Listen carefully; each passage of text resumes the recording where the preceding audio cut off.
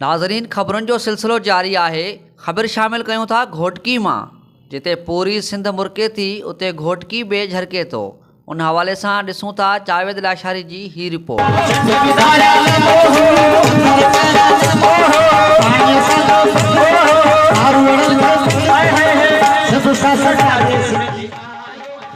पूरी सिंध जियां ज़िले घोटकी वासियुनि बि सिंधी मीडिया जे सददे सिंधी क़ौम जे क़ौमी ईद वॾे जोश ऐं जज़्बे सां मल्हाई वई।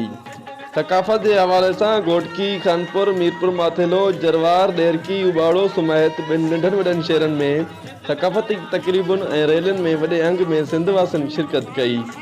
उन हवाले सां घोटकी प्रेस क्लब ॿाहिरां हिकु मुख्य तक़रीब थी गुज़री, जंहिंमें सवनि जे तादाद में नौजवाननि तोड़े ॿारनि सक़ाफ़ती वेस, टोपी ऐं अजरक पेरे शिरकत कई।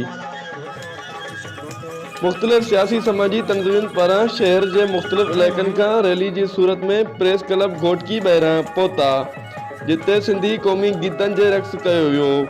घोटकी जे मुख़्तलिफ़ सियासी समाजी अॻुवाननि पीपी जे अब्दुल मजीद लाखो, सिकंदर अली लाखो, रईस अकबर दायो, समाजी अॻुवान अली हसन महार, सारंग कलादी, बालक अदबी फोरम जे अब्दुल हई भुट्टो, रऊफ़ फारस दायो, आगा बिलावल पठान, पीपी शाहिद भुट्टो जे रईस मलूक भुट्टो, जसकम जे कामरेड अकरम तईम, मन फ़कीर घोटो, लतीफ़ मीरानी, अकरम तईम, खाहोड़ी किरदार राइफ फारस दायो, इमरान मलिक, शहरी इत्तेहाद जे अॻुवान नादर पठान, डॉक्टर मेहताब सुमरो, एहसान कलादी, STP जे ख़ालिद लाखो, साफ़ी खाजी मोहम्मद रमज़ान चन्ना, न्याज़ चन्ना, आज़ाद महार, अलावरायो बोज़दार, मुश्ताक शाही लगारी, माजिद संगड़, यूनस भुट्टो, साईं ॾिनो अब्बासी ऐं ॿिनि वॾे अंग में शिरकत कई।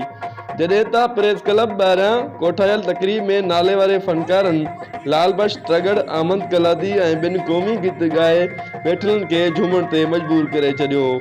उन मौक़े ते तक़रीब खे ख़िताब कंदे मुख़्तलिफ़ सियासी समाजी ऐं अदबी अॻुवाननि चयो त सिंध जी सक़ाफ़त हज़ारे साल क़दीम आहे, जंहिं जा शाहिद मोहन जो दड़ो ऐं मूमल जी माड़ी जहिड़ा तारीख़ी माॻ आहिनि। उन्हनि चयो त असीं सिंधी हिकु अमन पसंदि क़ौम ऐं मुहबत ऐं प्यार कंदड़ आहियूं।